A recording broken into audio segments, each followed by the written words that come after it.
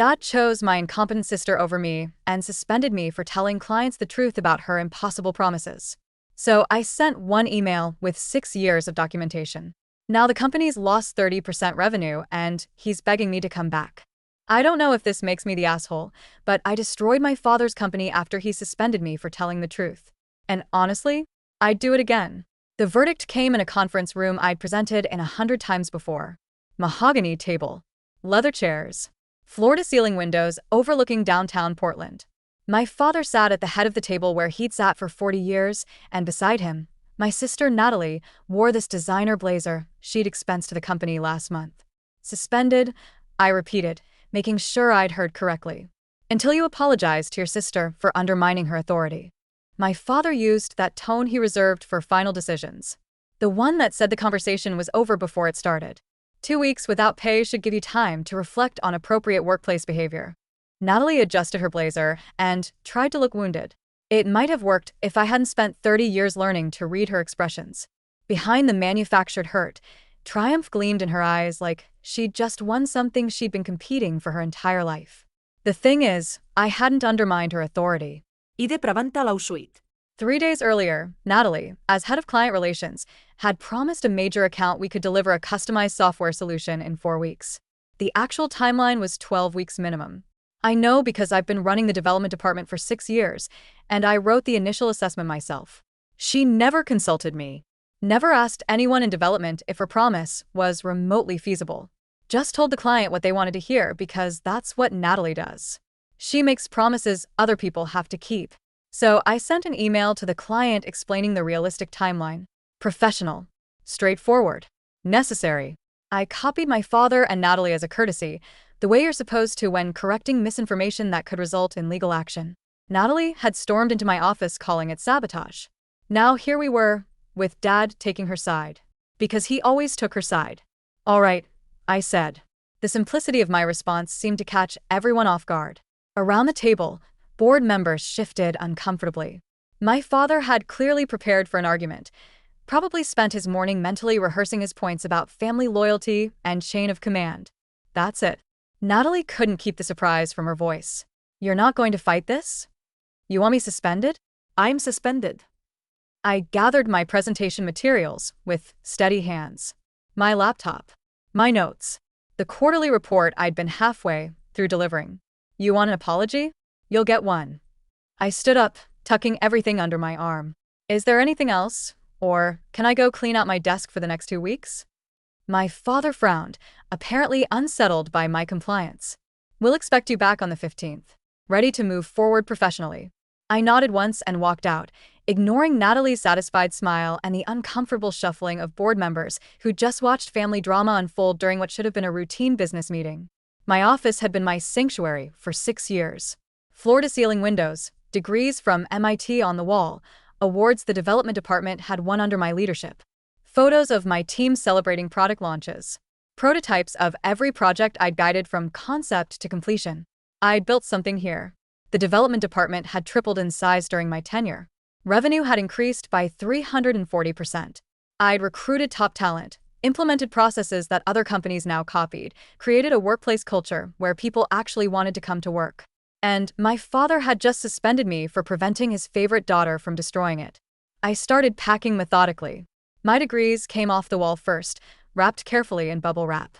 The awards followed, each one representing late nights and breakthroughs that had seemed impossible until they weren't. My phone buzzed. Text from James, my second in command. What just happened? Natalie's telling everyone you're suspended. I typed back. Taking some personal time. You're in charge. Trust your instincts. More texts flooded in. Sarah from my team. Marcus, one of my best developers.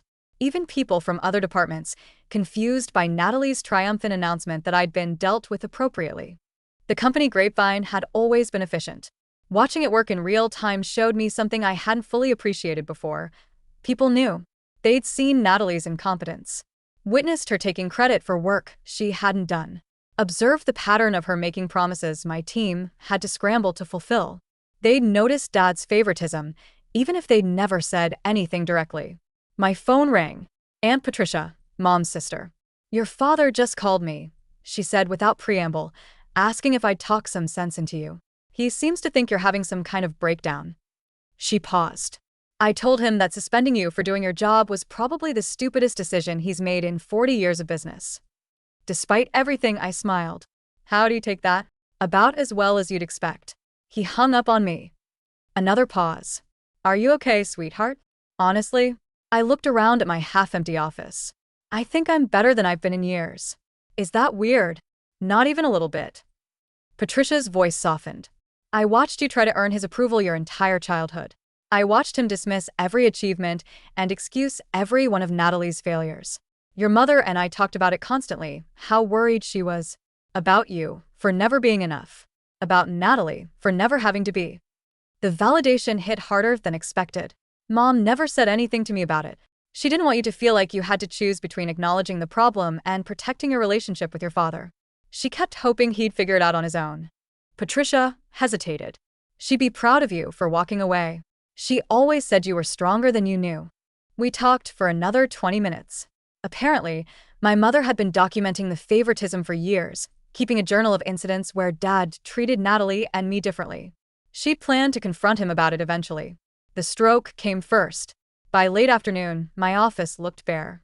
6 years of my professional life fit into 4 cardboard boxes. I'd expected to feel sadness or anger, but instead, a strange calm settled over me. The thing about being undervalued your entire life is that you eventually stop trying to prove your worth to people determined not to see it. I pulled out my laptop and opened a new document. The resignation letter took 20 minutes to write, though I'd been composing versions of it in my head for months. Then I opened my email and started a new message. The recipient list included every board member, all department heads, and several key clients. Subject line: Development Department documentation and project status. I'd always been meticulous about documentation. Every project had detailed files outlining timelines, resource allocations, budget considerations, technical specifications. Every meeting had notes. Every decision had a paper trail. I'd also documented every time Natalie had made promises without consulting development. Every impossible deadline she'd proposed. Every budget she'd blown on unnecessary expenses while demanding my team make do with less. Professional documentation. Nothing personal. Just facts and dates and email chains. The email took 2 hours to compile. I attached spreadsheets showing revenue generated by development versus other departments. Project timelines comparing my estimated completion dates versus the dates Natalie had promised clients. Budget analyses demonstrating how resources were allocated across divisions. I included the email chain from the incident that triggered my suspension, along with 6 other similar situations from the past year. One particularly damning attachment showed a project from 8 months ago where Natalie had promised a client delivery in 6 weeks. Development had estimated 16 weeks. Dad had sided with Natalie, insisting we could meet her timeline. We delivered in 14 weeks, but only because my team worked 60-hour weeks and I personally covered the overtime costs that went over budget. Took a pay cut to make the numbers work. The client had been satisfied. Natalie had taken credit. Nobody except my team knew what it actually cost. My finger hovered over the send button. This would burn bridges. Destroy my relationship with my father. Eliminate any possibility of reconciliation with Natalie. Everything I'd built here would be reduced to a cautionary tale about family businesses and poor management. I pressed send. The second email went to a recruitment firm I'd been in contact with 3 months earlier. They'd reached out about a position leading the technology division at a competitor, and I'd politely declined because of family loyalty. Funny how quickly loyalty evaporates when it only flows one direction. I'm ready to discuss that opportunity we talked about in August. If the position is still available, I can start immediately. The third email went to a lawyer I'd consulted last year about contract details. Donald, I need to review the non-compete clause in my employment agreement. Can we meet tomorrow morning? I already knew what the clause said. I'd written it myself during the company's legal restructuring 4 years ago. It prevented me from working for direct competitors for 18 months, but the definition of direct competitor was narrow enough to leave plenty of options. The contract also included provisions I'd insisted on that most employees didn't have. Full vesting of stock options regardless of employment duration. A severance package that triggered under specific circumstances. Getting suspended without cause qualified. By 6 o'clock, my office was empty and my car was loaded. I took one last look at the space that had been mine, then walked out without looking back. I carried the boxes inside my house, poured a generous glass of wine, and settled onto the couch with my laptop. The responses to my documentation email had started arriving. Robert Chen, company legal counsel, call me immediately. Gregory Winters from the board. We need to discuss this information. Can you come in tomorrow? 3 clients forwarded my email to their account managers with questions about project timelines. 2 specifically mentioned concerns about commitments Natalie had made. James from development. Holy shit. Is this real? Everyone's freaking out. I didn't respond to any of them. Instead, I ordered Thai food and opened a better bottle of wine, feeling lighter than I had in years. My phone rang 47 times that evening. Dad called 12 times. Natalie called 8. Robert Chen called every 30 minutes, like clockwork. I let them all go to voicemail. Dad's messages progressed through stages of grief. The first was angry, demanding I call him back immediately, accusing me of being unprofessional. The second was confused, asking what I thought I was accomplishing. The third was almost pleading, saying we needed to talk about this rationally. Natalie's messages went straight to threats. I was trying to destroy the company. I was jealous. I was betraying the family. Her final voicemail dissolved into tears, claiming I was ruining everything Dad had built. The irony was almost funny. I'd spent 6 years contributing to what Dad built. Natalie had spent the same period coasting on his reputation and making messes other people had to clean up. I slept better that night than I had in months. Morning arrived with continued silence from me and continued chaos from everyone else. The calls evolved into text messages, emails, and even a visit from my father's assistant. I sent one reply, a group text to Dad, Natalie, and Robert. I'll be in at 9 a.m. to collect my final belongings and submit formal paperwork. No discussion necessary. Jennifer from the recruitment firm called at 7:30. The position is still open. After seeing your portfolio, they want to fast-track the interview process. Can you meet with the CEO this afternoon? Absolutely. Donald the lawyer called next. Your non-compete is narrower than I remembered. You have options. Come by at 11 and we'll discuss strategy. Perfect. I dressed carefully. Navy suit that projected confidence without aggression. Professional. Composed. Ready to end this chapter cleanly. The parking lot was fuller than usual for 8:30. Apparently word had spread and people wanted to witness whatever happened next. The executive floor was chaos. Assistants huddled in corners whispering. Department heads stood in doorways looking worried. The energy felt like everyone was waiting for an explosion. Through my former office door, I could see Natalie sitting at my desk, rifling through drawers I'd already emptied. She looked up when I appeared, expression shifting from frustration to anger. You had no right to send that email, she said, standing so quickly my former chair rolled backward. You've made me look incompetent in front of everyone. The documentation speaks for itself, I replied calmly, not entering the office. I simply provided information about project timelines and resource allocation. If that makes you look incompetent, perhaps the issue isn't with my email. Her face flushed red. Dad's going to fire you for this. You've destroyed any chance of coming back.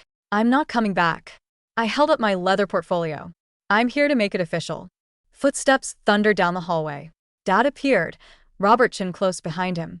My father looked like he'd aged 5 years overnight. Face drawn. Suit rumpled in a way I'd never seen before. My office. Now. He turned without waiting for a response. Actually, Robert said quietly, the conference room would be more appropriate. This has moved beyond family matters. The same conference room where I'd been suspended yesterday now held entirely different energy. Robert had brought a paralegal who set up a laptop to record the proceedings. Before we begin, Robert said carefully, I need to clarify that this meeting is being documented per company policy regarding employment termination matters. Dad looked like he wanted to argue, but Robert's expression stopped him. I'm resigning effective immediately. I slid the letter across the table. Per Section 7 of my employment contract, suspension without documented cause triggers the severance provision. I'm also exercising my stock options per Section 12, which allows immediate vesting upon voluntary departure following disciplinary action deemed inappropriate by outside counsel. Robert winced. He'd clearly already read my contract and knew exactly what provisions I was citing. You wrote those provisions yourself, Dad said slowly, realization dawning. During the restructuring. I did. At the time, you called me paranoid for including them. I kept my voice level. Turns out I was just prepared. Natalie had followed us and now stood in the doorway. This is blackmail. You're trying to extort the company. Exercising contractual rights isn't extortion, Robert said quietly. These are provisions she negotiated in good faith 4 years ago. The company agreed to them. How much? Dad's voice had gone flat, the tone he used when calculating business losses. The severance package is 6 months' salary. The stock options are currently valued at approximately $430,000 based on yesterday's valuation. I kept my voice professional. I'll also need my complete personnel file, documentation of all projects I led, and references from the 3 board members who served on the Development Oversight Committee. And if we refuse? Natalie's hands were clenched into fists. Then I refer you to Section 19, which outlines the dispute resolution process. It involves arbitration, expensive, time-consuming, and public. I met my father's eyes directly. I'd prefer to handle this cleanly. I've already secured another position. I'm not interested in dragging this out or causing additional damage to the company. Additional damage? Dad's voice rose. You sent confidential information to clients and board members. You've undermined your sister's credibility. You violated about a dozen policies. Actually, Robert interrupted carefully. The information she shared was project documentation and internal communications. Nothing confidential, nothing proprietary, nothing that violates her contract or company policy. I've reviewed everything she sent. It's all factual reporting of project statuses and business decisions. The paralegal typed quietly, documenting every word. Why? Dad finally asked, and for the first time, he sounded tired rather than angry. Why would you blow up everything like this? You suspended me for doing my job. You sided with Natalie when she made promises she couldn't keep, and you blamed me for being honest about realistic timelines. I kept my voice steady. Yesterday wasn't the first time, Dad. It was just the final time. So, you sabotaged the company. I documented reality. If reality is damaging, maybe the problem isn't with my documentation. Natalie made a sound of disgust. You're just mad because Dad gave me a leadership position. You've always been jealous. The laugh escaped before I could stop it. Trust? He trusts you to make promises you can't keep. He trusts you to take credit for other people's work. He trusts you to prioritize your ego over the company's success. That's enough, Dad said sharply. You're right. It is enough. I stood, gathering my portfolio. Robert, I'll expect the paperwork for the severance and stock options by end of business today. You have my lawyer's contact information. Wait. Dad's hand came up, a gesture that had always meant stop, listen, obey. We can work this out. Take a few weeks to cool down, and we'll discuss how to move forward. There is no moving forward. Not here. I moved toward the door, then paused. You built something incredible, Dad. Morrison Tech was everything you dreamed it could be. You should probably figure out how to keep it that way instead of letting it crumble, because you can't admit your favorite child isn't qualified for the role you gave her. Natalie's face went pale. How dare you? The Hamilton project launches in 6 weeks, I said, turning back. It's the biggest contract the company's ever landed. Development has been working on it for 8 months. James Chun is leading the team, and he's brilliant, but he needs support from management who understands technical realities. I looked directly at my father. Natalie promised the client they could have additional features that weren't in the original scope. Those features would require another 4 months of development and twice the current budget. The client thinks they're getting them in 6 weeks because that's what she told them. Robert's face went even paler than Natalie's. The documentation is all in the shared drive under Hamilton Project, scope specifications, timeline analyses, resource requirements, and the email chain where Natalie made promises without consulting development. I adjusted my portfolio. You can fire James for telling you the same truth I did, or you can fix the situation before it turns into a lawsuit. Your choice. I walked out while they were still processing that information. The elevator ride down felt surreal. 6 years of building a career, relationships, projects I'd been proud of, all ending because I told the truth and refused to apologize for it. I stopped by development on my way out. The team was clustered around James's office, clearly having witnessed enough drama to piece together what was happening. You're really leaving? Sarah looked stricken. I am. But you're in excellent hands. I caught James's eye. Trust yourself. You know what you're doing. The Hamilton project, he started, is documented thoroughly. Stand your ground on the timeline. Don't let them push you into making promises you can't keep. I addressed the whole team. You're the best developers I've ever worked with. You built something incredible here. Don't let anyone diminish that or take credit for your work. There were tears and hugs and promises to stay in touch. I meant every word, but I also knew that walking out that door meant severing most of these connections. People would feel caught between loyalty to me and loyalty to the company. Most would choose the company. That's where their paychecks came from. I made it to my car before the shaking started. Adrenaline had carried me through the confrontation, but now reality crashed over me. I'd quit my job, burned bridges with my family, destroyed my relationship with my father. Guaranteed I'd never speak to my sister again. My phone buzzed. Jennifer, CEO wants to meet you at 2. Send me your portfolio. I sent her the documentation file, minus the internal email chains. Project summaries, development achievements, revenue growth, team leadership examples. My career reduced to a PDF, ready to be evaluated by strangers. Donald called as I pulled out of the parking lot. Robertson just contacted me. They want to negotiate. Nothing to negotiate. The contract is clear. They're worried about the Hamilton project. Apparently your assessment about the scope creep was accurate, and they're facing a potential lawsuit if they can't deliver what was promised. Not my problem anymore. They want you to consult through project completion. Premium rate, flexible schedule, no direct reporting to family members. I almost laughed. So, they want me to fix Natalie's mess while she takes credit for it? They want you to prevent a 7-figure lawsuit. The offer is compelling. The answer is no. Donald was quiet for a moment. You're sure? This could be a bridge back if you change your mind later. I don't want a bridge back. I want out. The rest of the day passed in a blur. Meeting with Jennifer and her client. Discussing the new position. Negotiating salary and benefits that exceeded what I'd been making at Morrison Tech Toro facilities. Introduction to the team I'd be leading. By 5 o'clock, I had a formal offer letter and a start date 2 weeks away. The severance paperwork arrived at Donald's office by 6. Robert had included a confidentiality agreement that would prevent me from discussing the reasons for my departure. Donald sent back a revised version that would prevent the company from disparaging me to future employers or clients. They agreed by 8. The stock options transferred by end of business the next day. $430,000 deposited into my account. 6 years of accumulated equity, suddenly liquid. Add the severance package, and I had enough financial cushion to take my time settling into the new role without stress. Dad called once more that week. I let it go to voicemail. I don't understand why you're throwing everything away. Call me when you're ready to be reasonable. I deleted it without responding. The Hamilton project imploded exactly the way I predicted. 3 weeks after I left, the client received news that the features Natalie had promised weren't possible in the original timeline. They threatened legal action. Morrison Tech had to negotiate a settlement that included refunding a portion of the payment and extending the deadline by 6 months. James called me during the crisis, asking for advice. I walked him through technical solutions, helped him create a presentation for the client, coached him through difficult conversations with management. He handled it brilliantly. But the damage to Morrison Tech's reputation had already been done. 2 board members resigned. 3 clients moved their business to competitors.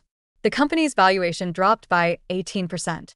Natalie got demoted from client relations to special projects, a meaningless title that kept her on payroll without giving her authority to make promises.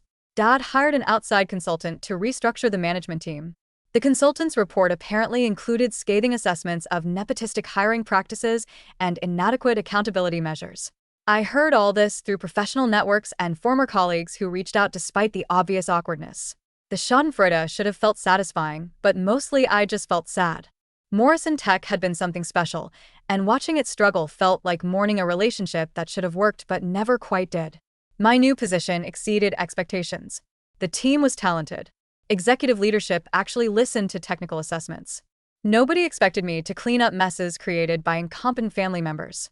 6 months in, we'd launched 2 major products and secured contracts with 4 Fortune 500 companies.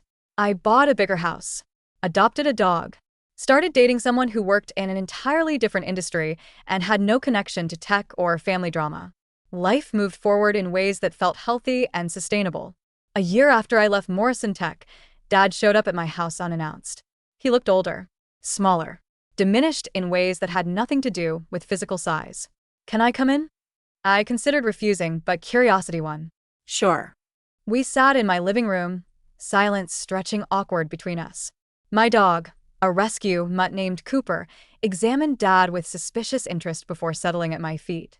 The company's struggling, Dad finally said. We lost 2 more major clients last month. Revenue is down 30% from when you left. I'm sorry to hear that. Are you?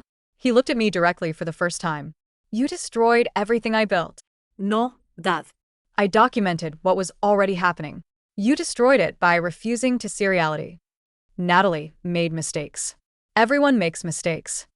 She made mistakes repeatedly, and you enabled her every time. You chose protecting her ego over protecting your company. He was quiet for a long moment. She's my daughter. So am I. The words hung in the air between us, carrying weight neither of us had acknowledged before. I know. His voice cracked slightly. Your mother used to tell me I was too hard on you, too easy on Natalie. I thought she was imagining things, seeing favoritism that wasn't there. It was there. I know that now. He rubbed his face tiredly. The consultant's report was illuminating.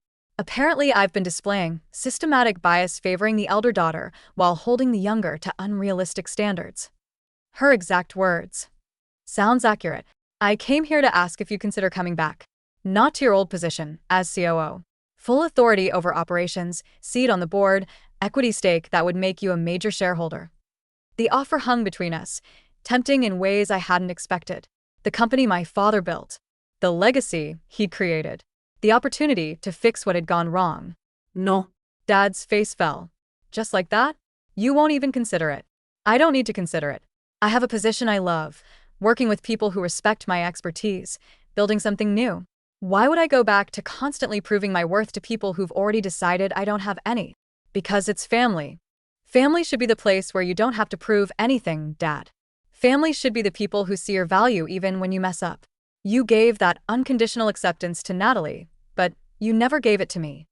He was quiet, staring at his hands. I failed you. Yes, you did. Is there any way to fix that?